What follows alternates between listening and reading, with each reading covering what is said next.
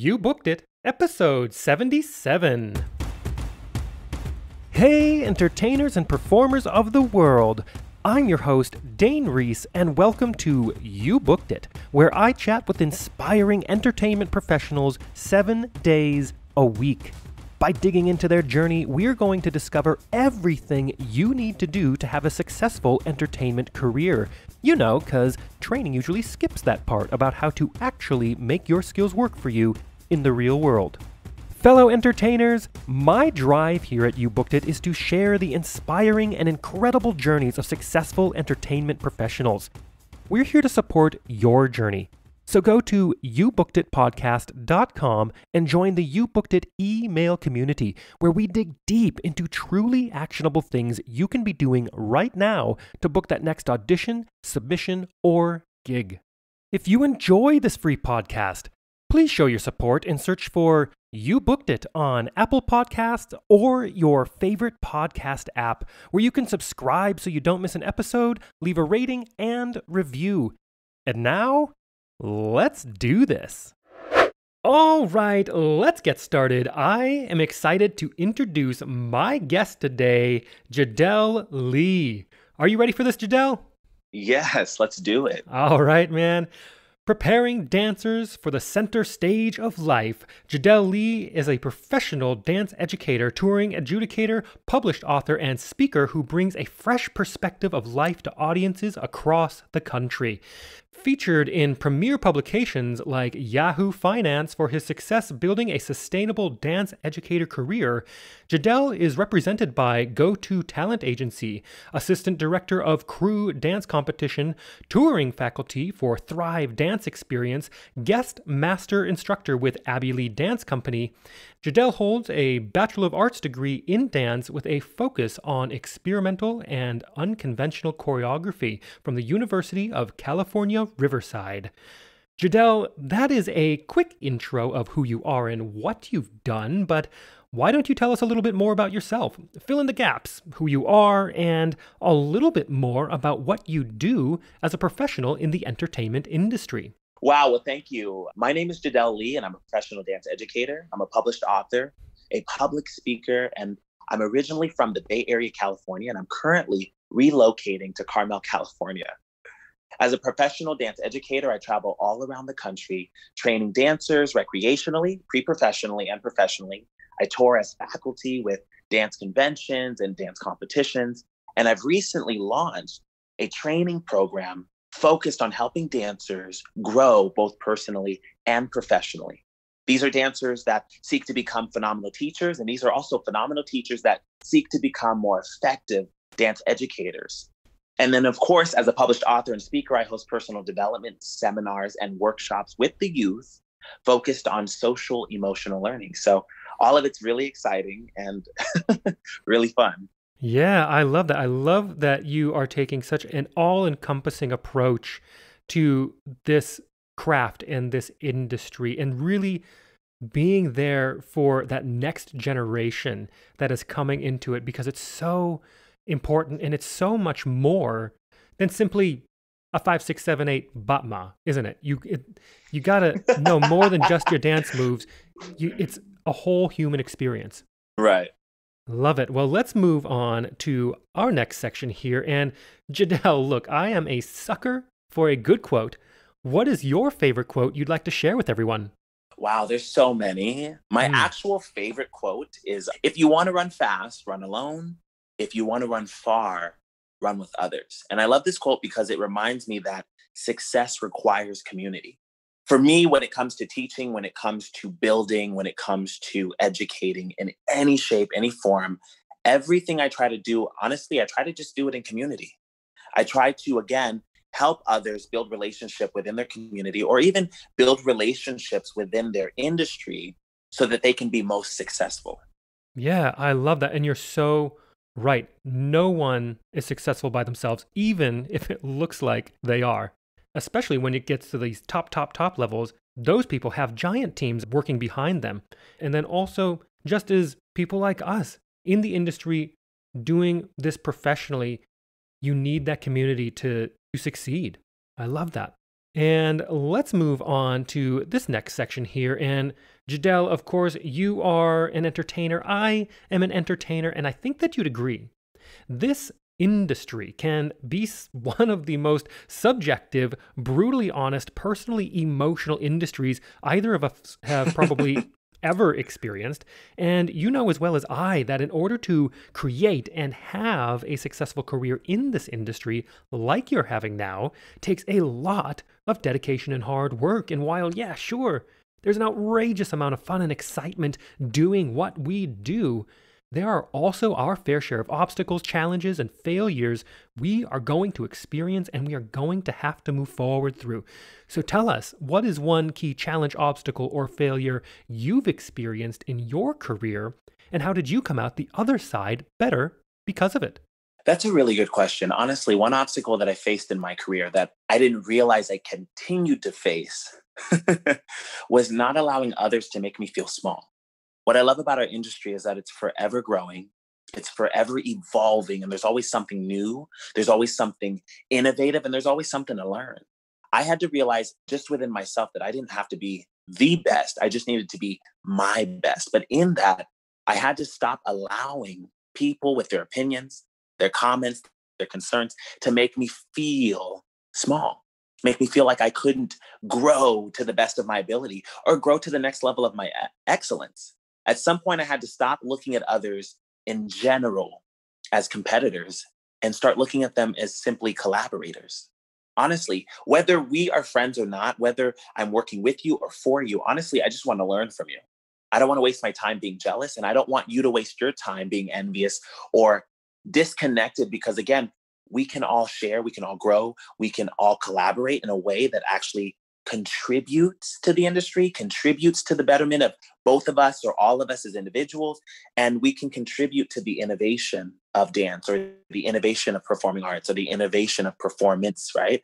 And what I love is that at some point I just wanted to stop being just simply a consumer and actually be a contributor of the industry. And so I had to look at my journey a little bit differently, but I also had to stop allowing people to dictate my journey.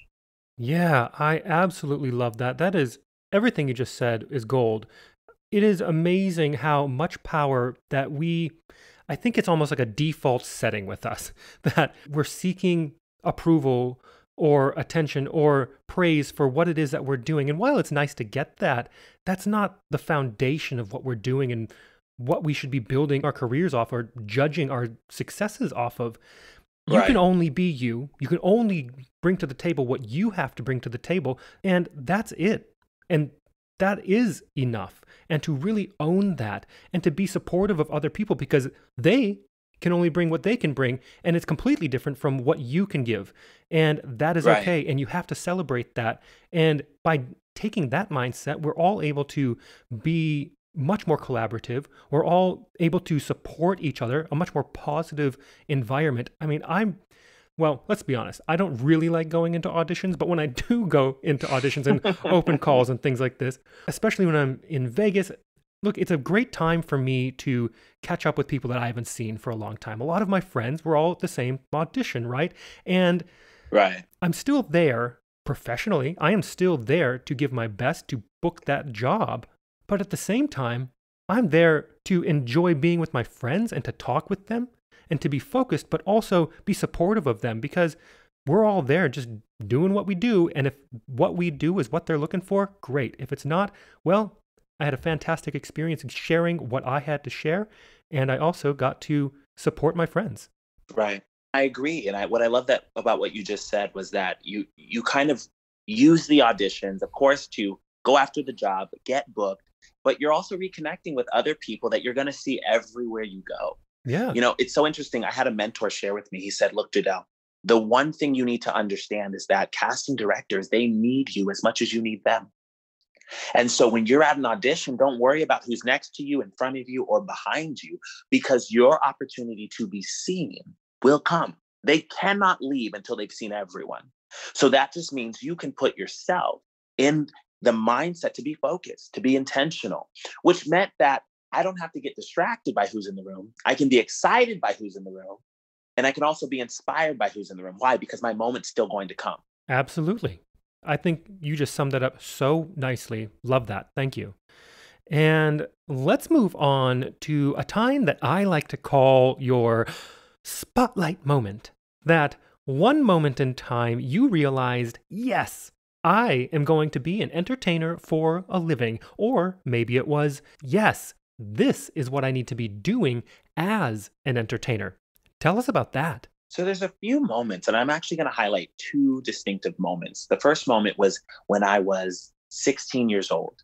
And again, dance at this point was so new. I was so inspired by everything. I was the kid that would come early and leave late. I would learn everyone's choreography, whether it was a recital, a performance, you name it. I was always just eager, excited, and trying to be the most prepared. But what was so amazing, I had an incredibly supportive family, but my uncle at the time, he literally came up to me one day and he was at our house and he said, look, you're going to be one of those dancers we see on TV one day, huh? And I don't know about you, but when you're so fresh in a dream, when you're so fresh in a goal, you sometimes don't have enough vision to see the end result, but you're stuck in that passion, you're stuck in that enthusiasm and that excitement. Him speaking that much enthusiasm into me at that particular point in my life, literally encouraged me to aim higher. Because I had never fathomed, wow, am I going to be on TV? Wow, am I going to be traveling around the world? Wow, am I going to actually pursue this industry? I was just in that moment of I'm excited, I'm passionate, everything's so fun, and it's so new. But I'm telling you, when he did that, I completely had a different understanding, a different mindset, and just a different outlook. So that was when I was 16, and I'm so grateful for that because ever since that moment, I just started saying yes.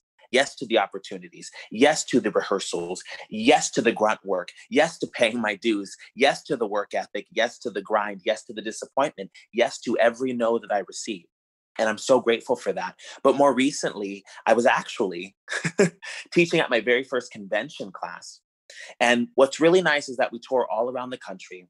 And this, at this point, was my very first convention class. And so I stood on stage, and right before I spoke into the mic, I honestly had a full circle moment and I was humbled. Now, for me, I'm always concerned with the betterment of people, especially young people. So I was honestly just humbled to be there, humbled to serve.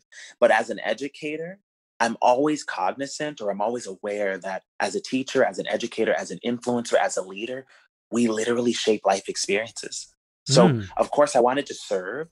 But honestly, I had this moment on stage where I was like, wow, I'm actually here yeah. because I want to help people. I mean, for me, I love just doing it, right? I'm not always concerned about the next job, the next gig. Of course, I want to level up. I always want to grow to the next level of my excellence. And I always want to grow in what I'm doing just to become more sharpened at it.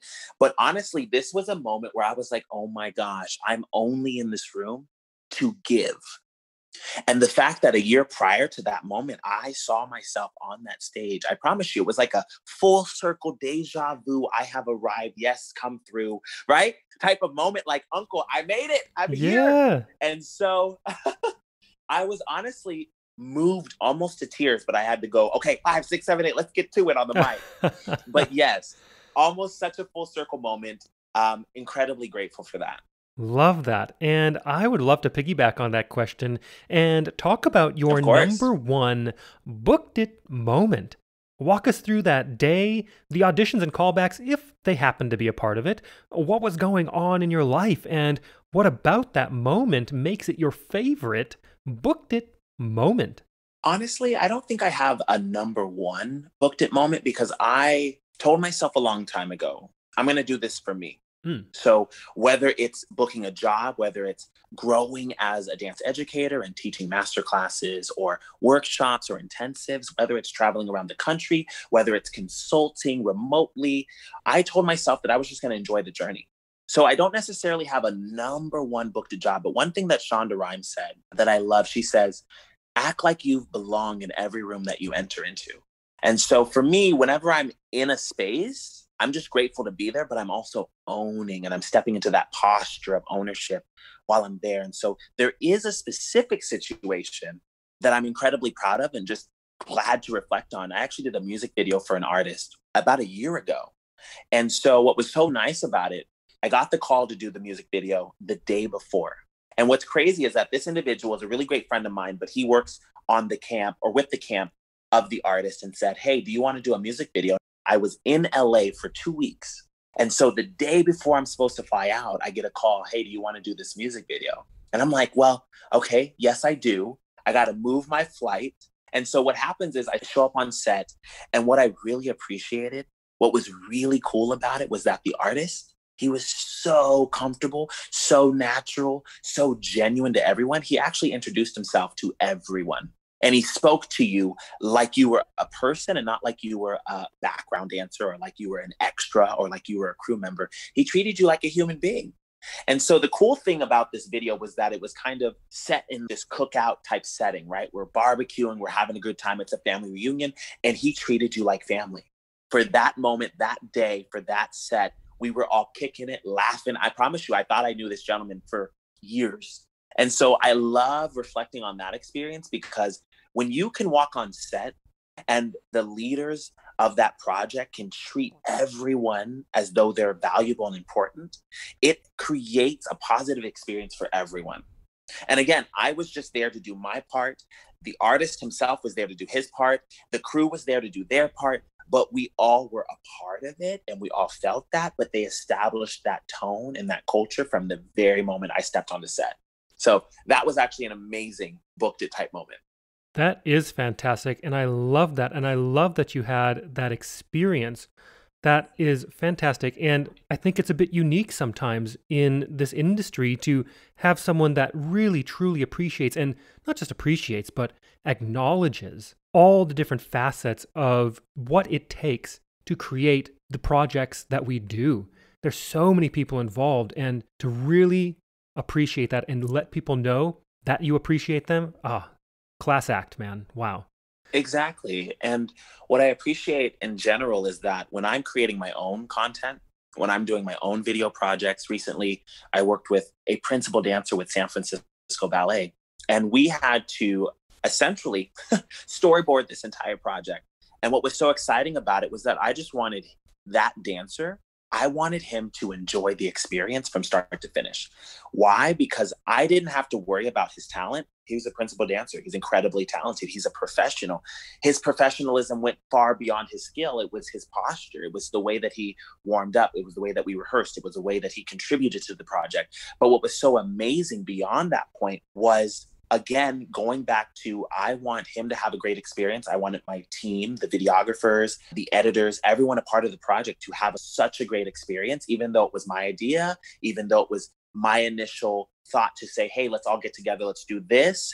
I still wanted to have an experience for myself. Now, of course, I didn't want to rob anyone of their experience. And so I loved my booked it moment with that artist for that music video, and how I contributed moving forward is that I can go into things establishing a culture, establishing a tone where everyone feels valued. And then, of course, everyone feels like they can contribute, because that's the cool thing, is that when we're coming together with that type of creativity, we all need everyone to feel empowered, emboldened. We need everyone to be operating in their element. We need everyone to be at the top of their game. I'm sorry, but a positive attitude helps that. A great, inclusive, enthusiastic environment helps that. So that positive leadership, I'm learning to just attribute that into every area of my life to, again, affect the outcome and have something that people can reflect on and say, hey, you know what? I enjoyed that. That was good, right? Because I want people to continue to work with me and vice versa. I wanted to continue working with that artist and continue working with this team. And so it was nice to respond in that way. And I want people to kind of respond to me with my projects and anything that I'm doing, even with my students that I teach. So it's all really great. And I love how it comes full circle. I love that.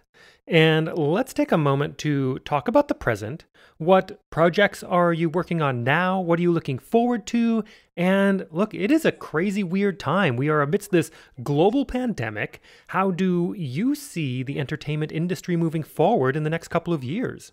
So the really cool thing is, again, I travel as a dance convention faculty member. I travel as an educator with dance competitions. And so what's really great is I'm meeting dancers of many experiences, of many styles. And my initial goal, my only goal always, is just to add value and just to support, sharpen their skills, but then also prepare them for the next stage of their excellence or the next phase of their experience, whether it's their career whether it's a show or an event or whatever it is. I'm always looking to, again, equip people to go to the next level, the next stage, the next phase. And so in my thinking, okay, what do I want to do? What lane do I want to be in? And what type of value do I really want to offer dancers, not just within my community, but across the country, not just across the country, but across the world. And so recently I actually launched Jadell Coaching, which is a simple program that I developed after years of already serving as a mentor and helping creatives around the country advance in the areas of vision and strategy. And of course, both personal and professional growth. And so I created and devised this program that helps dancers become teachers, teachers become more effective teachers, all with the objective of building a sustainable career. Again, when I started dancing, I didn't really know what I wanted to do. I, of course, discovered it along the way. But after a while, all I wanted to do was enjoy the experience. And so in that, I had to learn how to just, okay, build this to where it's sustainable. So everything from my coaching to my traveling as an educator, to my master instruction, to intensives, to workshops, my goal for myself was to just do something sustainable. And I said, well, how can I help other people do the exact same thing? And so one of the things I'm always excited to coach people on is leadership, and really help them connect the dots regarding their leadership and seeing how it attributes to their communication, to their organization, to their professionalism. Either going from no time to part-time to full-time. These are people that I love helping, going from weekly to locally, teaching locally to nationally, and of course, teaching nationally to internationally. But of course, what's been amazing so far is watching their growth, because it's measurable and it's amazing. And one of the things that I always, share with my clients on what they can expect is just simply developing a successful strategy. That's through personalized one-on-one coaching, feedback, learning to network with talent agencies, dance conventions, competitions, workshops, whatever it is that their particular goal is. We always work towards bridging that gap. And then, of course, helping them grow to the next level of their excellence. And what's always cool is that it's always fun. Where I see the industry going in 5 years, what's so amazing is that this industry is always evolving. It's always growing. I love tuning into social media, Instagram. I love tuning into what choreographers are doing, what dancers are doing to just simply innovate. What I love about where the industry is at right now is that we're learning about the names behind the major artists, the names behind the major television shows, the names behind the major tours. And so what's really nice is that you're able to tune into what these dancers are doing, tune into what these choreographers are doing, tune into what these creative directors are creating. What's really nice is just how the industry is evolving when it comes to dancers and choreographers, and you're knowing them by their work. Not just necessarily their following, but their work that they create. You can see choreography and say, hey, that's Trisha Miranda, that's Brian Friedman, that's Lorianne Gibson, that's Fatima Robinson, that's Travis Wall. The fact that artists are getting known for what they're creating outside of the singers, outside of the TV shows, I love it. In terms of 5 years from now, I see that getting even better. I see that growing even more, and I see dance being everywhere. I mean, it's already in our homes. It's already on our social media. It's already on YouTube. It's already on every major network. It's great. I'm actually excited to see where it goes in 5 years. I love that. I love your positivity and your insight on all of that, and I could not agree more. And it is time to move on to one of my favorite sections in the interview. I call it the Grease Lightning Round. I am going to ask you a handful of questions. I want you to answer them as quickly and concisely as possible, one after another. Are you ready? I'm ready. Let's do it. All right. First question. What was the one thing holding you back from committing to a career as an entertainer? I don't think it was one thing, but my goal was always just to continue to love my dance experience. Love it. Second question. What is the best piece of advice you have ever received? Trusting God. Third question. What is something that is working for you now? Or if you'd like to go pre-COVID, what was working for you before our industry went on pause? Ooh, that's easy. Regardless, love on people. Beautiful. And the fourth question, what is your best resource? Whether that is a book, a movie, a YouTube video, a podcast, maybe a piece of technology that you found is helping your career right now. Ooh, I love that. Okay, I technically have two. The first one, my published book, which is called Your First Position. It's an amazing, enthusiastic read focused on social emotional learning. It doubles as a strategy handbook, and it focuses on vision casting and goal setting. Great. Number two, for me, that I'm reading right now that I'm loving and is taking me to the next level of greatness, John C. Maxwell's 21 Irrefutable Laws of Leadership. Oh, that is such a good book. I have read that multiple times at this point. Yes. Beautiful. And the fifth question, if you had to start your career from scratch, but you had all the knowledge and experience that you've collected from your career in this industry, what would you do or not do? Would you do anything differently, or would you keep it the same? That is so great. I love that question. Number one, I take my time.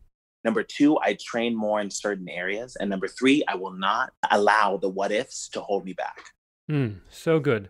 And the last question, what is the golden nugget knowledge drop you've learned from your successful career in this industry you'd like to leave with our listeners?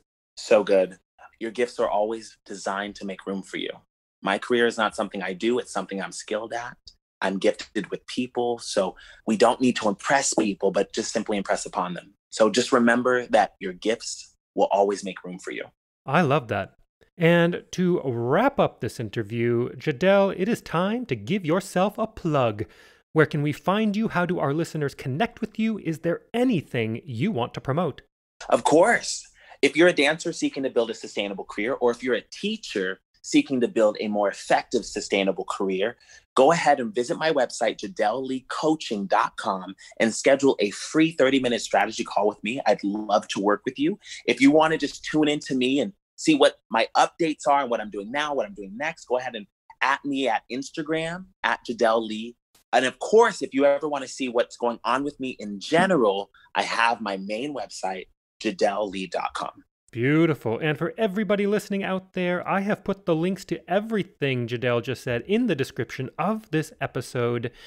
Jadell, thank you so much for all of that amazing information and insight that you gave throughout this entire interview. It has been an absolute pleasure having you on the show. Thank you so much. I love everything that you're doing. Thank you for the opportunity to share and, of course, to serve. Thank you. That means a lot to me. Thank you. Thank you so much for joining us today. My one call to action for you is to go to youbookeditpodcast.com and join our free email community where we dig deep into a continually growing resource of truly actionable things you can be doing right now to help advance your entertainment career. Don't miss an episode. We have a new guest 7 days a week. Search for You Booked It on Apple Podcasts or your favorite podcast app and subscribe today. All the best to you. We'll see you tomorrow.